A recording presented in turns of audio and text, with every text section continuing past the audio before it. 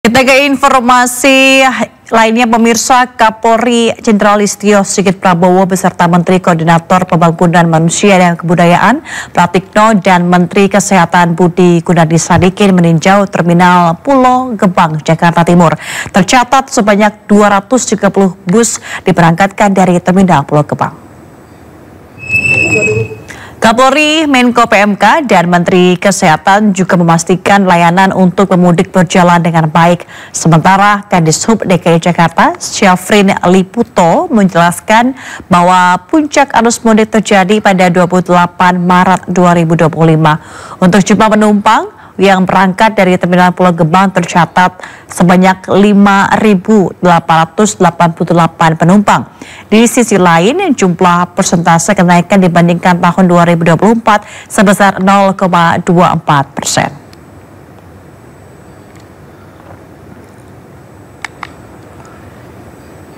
Sebelumnya, Kapolri Jenderal Listio Sigit Prabowo bersama Menteri Koordinator Pembangunan Manusia dan Kebudayaan Pratikno, Menteri Perhubungan Budi Purwakandi, dan Menteri Kesehatan Budi Gunadi Sadikin meninjau situasi arus mudik di Stasiun Gambir, Jakarta Pusat.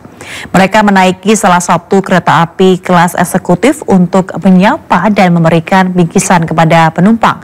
Kemudian meninjau proses check-in tiket kereta api yang sudah beroperasi menggunakan face recognition.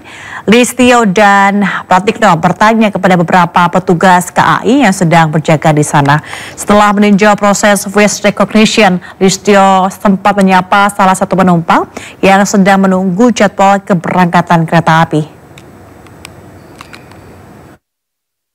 Selamat siang rekan-rekan media yang saya hormati. Kami rombongan Menko PMK, Pak Menkes, Pak Menteri Perhubungan, Pak Kapolri tadi baru saja melihat bagaimana pelayanan di Cengkareng, terus kemudian di Gambir. Jadi kami tadi sudah memperoleh laporan bahwa arus mudik yang menggunakan kereta api ini sudah mulai terasa pada H-10. Jadi rupanya memang work from anywhere itu punya implikasi yang cukup signifikan, sehingga ini menyebarkan para pemudik mulai dari H-10 sampai puncaknya kemarin. Jadi secara umum bahwa ini sudah terlayani dengan baik, tentu saja kita perlu mengantisipasi untuk arus balik. Dan tadi kami juga sudah melihat bagaimana layanan tiket online sehingga mudah untuk didata, dicek, dikoordinasikan, dan juga face recognition yang mempercepat proses check-in ya, termasuk pembelian tiket dan lain-lain. Jadi kami menyampaikan terima kasih kepada PT Kereta Api Indonesia dan jajaran yang sudah bekerja keras untuk melayani masyarakat, dan kami mengharapkan nanti untuk arus balik juga bisa menyediakan pelayanan yang lebih baik. Jadi kita harapkan nanti arus balik juga cukup terdistribusi dalam beberapa hari supaya tidak ngumpul di hari-hari tertentu saja. Kebijakan pemerintah berkaitan dengan work from anywhere ternyata berdampak yang cukup baik bagi kereta api, di mana dari H-10 pergerakannya konstan sehingga pada saat peak itu juga tidak terlalu peak. Kemudian stasiun Gambir merupakan stasiun kedua terpadat setelah stasiun Pasar Senen. Sampai dengan tadi pagi jam 10 tanggal 29 hari ini sudah diberangkatkan sekitar 217.000 penumpang. Jadi alhamdulillah, dan kemudian layanan-layanan yang sudah diberikan sebagai yang tadi disampaikan oleh Pak Menko sangat baik ya, dan mendukung pada layanan terhadap para penumpang kereta api. Kami tekankan sekali lagi kepada PT Kereta Api dan juga pada layanan moda yang lain bahwa keamanan dan kenyamanan itu keselamatan itu harus menjadi perhatian utama. Stasiun Gambir menambahkan dari sisi kenyamanan dan keamanan. Tadi kami menanyakan ke beberapa penumpang termasuk kepada seluruh petugas bahwa sampai hari ini tidak ada kejahatan yang terjadi. Jadi tentunya ini juga saya ucapkan terima kasih kepada seluruh jajaran yang melaksanakan tugas. Dan kemudian juga dari data yang ada, karena memang saat ini masyarakat melaksanakan mudik, dan kemudian dari data yang kita lihat bahwa untuk kereta api ini masih digunakan 86%, jadi masih ada sisa cukup banyak. Jadi bagi masyarakat yang akan melaksanakan mudik hari ini dan juga nanti balik, ini juga yang balik yang memesan tiket juga masih separuhnya yang akan melaksanakan mudik. Maka saya selalu menyarankan ini menjadi alternatif yang bisa digunakan oleh masyarakat yang akan mudik dan yang akan balik lagi, karena dari sisi keamanan, kenyamanan, dan ketepatan waktu ini sudah sangat baik, dan tentunya ini bisa juga digunakan untuk mengurangi kepadatan di jalur darat, karena memang ruang yang disiapkan untuk jalur kereta api masih cukup banyak, dan ini bisa menjadi alternatif. Terima kasih. Ngurus kenyamanan penumpang, Pak Kapolri, keamanan penumpang, nah saya kesehatan penumpangnya, supaya kalau berangkat sehat, di perjalanan sehat, kembalinya juga sehat, sehingga bisa sholat Idul Fitri juga dengan sehat. Nah, dari diskusi saya sama banyak penumpang, masalah kesehatan paling banyak itu kalau nggak diare, mencret-mencret, kemudian batuk pilek. Nah, ini gimana cara mencegahnya? Teman-teman jangan lupa cuci tangan kalau mau makan, untuk yang nggak puasa. Kalau yang puasa, ya alhamdulillah, karena tangannya kotor itu membuat bakterinya, kumannya masuk mulut, nanti itu sakit perut sama mencret-mencret. Ya, kalau ada yang batuk-batuk, pilek, kitanya atau tetangga kita, tiru 2 orang di depan ini, pakai maskernya lagi, karena batuk pilek itu bisa menularkan, kumannya masuk ke pernafasan kita, nanti kitanya ketularan pilek. 2 itu aja resepnya untuk menjaga kelompok yang tadi itu, batuk pilek sama diare dan mencret sakit perut. Ya. Kelompok yang kedua biasanya pusing, pegel, sakit kepala, badan, itu biasanya tuh karena darah tinggi. Ya. Nah, gimana cara mencegahnya? Ya, pertama harus tidur yang cukup, sahurnya yang cukup, dan yang ketiga ada pos kesehatan di sini milik kereta api sama puskesmas.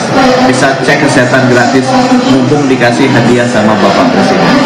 Doa saya mudah-mudahan semua sehat, termasuk wartawannya sehat, bisa sholatnya juga sehat, lebarannya sehat, dan bisa kembali bekerja dengan sehat. Terima kasih.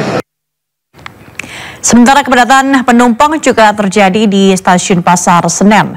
Tercatat ada 26.000 penumpang yang akan berangkat ke sejumlah di kota Pulau Jawa. Memasuki puncak arus mudik Lebaran 2025, kepadatan stasiun Pasar Senen terus meningkat. Sejumlah pemudik membawa banyak barang bawaan, mulai dari koper, tas ransel besar, hingga kardus yang berisi oleh-oleh bagi keluarga di kampung halaman. Para pemudik mengaku lebih memilih mudik menggunakan transportasi kereta api jarak jauh karena harganya terjangkau, tepat waktu, dan terhindar dari macet. PT KAI Daob 1 Jakarta mencatat pada periode mudik 2025 mulai tanggal 21 Maret hingga 11 April 2025. Tiket yang sudah terjual sekitar 772.000 tiket dari 1 juta tiket yang disediakan, dengan tingkat okupansi mencapai 70%. Ketersediaan tiket akan berubah seiring meningkatnya permintaan penumpang yang cukup tinggi. Dewi. Dewi, ini Mau mudik ke Jawa Tengah. sama siapa aja nih? Suami sama anak-anak. Kenapa memutuskan memilih mudiknya hari ini? Mepet karena liburan kerja. Aku Mas, dan Mas siapa? Halo, saya Rian. Mas Rian mau kemana? Saya mau mudik ke Jogja. Oke, kemudian sama siapa nih Mas? Saya sendiri. Oke, berarti ini momentum merayakan liburan di kampung halaman gitu ya? Iya, benar. Nanti balik lagi ke Jakarta kapan Mas? Paling tanggal 7. 7. Iya. Kenapa pilih kereta api? Karena nyaman sih. Antrian kendaraan masuk ke rest area KM 57 mengular. Antrian kendaraan didominasi mobil pemudik yang hendak beristirahat sebelum melanjutkan perjalanan kembali. Antrian kendaraan mengular di akses masuk rest area kilometer 57 Jalan Tol Jakarta Cikampek hingga 250 meter. Antrian ini menyebabkan ketersendatan lalu lintas kendaraan di kilometer 57 Jalan Tol Jakarta Cikampek. Aktivitas pemudik di Jalan Tol Jakarta Cikampek pada hari kedua puncak mudik Lebaran meningkat. Sebagai antisipasi, sistem buka tutup akses masuk akan diterapkan secara situasional oleh pengelola rest area apabila kondisi rest area terlalu padat.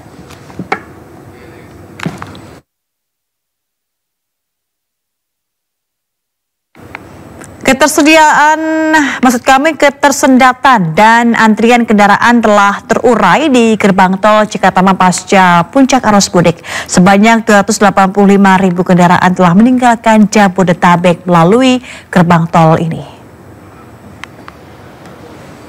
Hingga saat ini terpantau arus lalu lintas di gerbang tol Cikampek Utama ramai lancar. Sebelumnya pada malam hari terpantau padat merayap karena intensitas kendaraan yang meningkat. Total 285.000 kendaraan telah melintas melalui Cikampek Utama dengan dominasi kendaraan pribadi. 8 lajur aktif menuju 22 gardu tol disiagakan untuk mengatasi ketersendatan dan antrian kendaraan di pintu tol.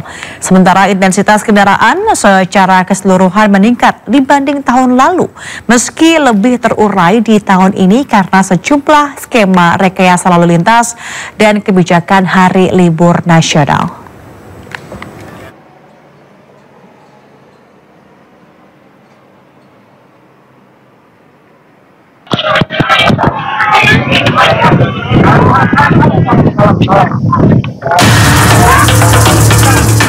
Petugas Pelabuhan Ciwandan mengevakuasi seorang pemudik wanita yang pingsan saat sedang mengantre di kantung parkir. Diduga korban yang mudik dengan motor kelelahan akibat terlalu lama mengantre dan menghirup asap knalpot kendaraan lain. Korban dirawat di pos kesehatan yang telah disediakan oleh petugas. Setidaknya ada 6 orang pemudik yang pingsan saat mengantre di kantung parkir yang telah disediakan. Sama kondisi asap motor yang banyak, jadi banyak yang jatuh pingsan. Tumbang semua ya Pak ya? Iya. Berapa orang? Ada 6 orang sekarang. Antrian masih padat berarti ya? Masih Pak. Selamat pagi. Kalau sekarang yang sudah berangkat melanjutkan perjalanan berapa orang? Udah 5 orang, tinggal 1 orang. Di masa puncak arus mudik Lebaran, sejak semalam pemudik sepeda motor terus berdatangan ke Pelabuhan Ciwandan. Jumlah penumpang naik signifikan dengan jumlah total kendaraan sebanyak 53.321 unit dan sebanyak 68.526 orang telah diseberangkan. Dari Cilegon, Banten, Iskandar Nasution, iNews melaporkan.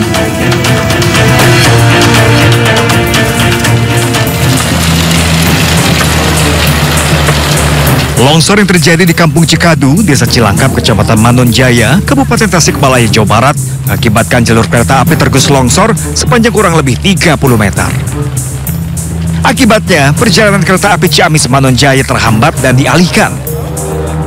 Longsor terjadi karena tingginya curah hujan, sehingga sebagian rel menggantung dan membahayakan perjalanan.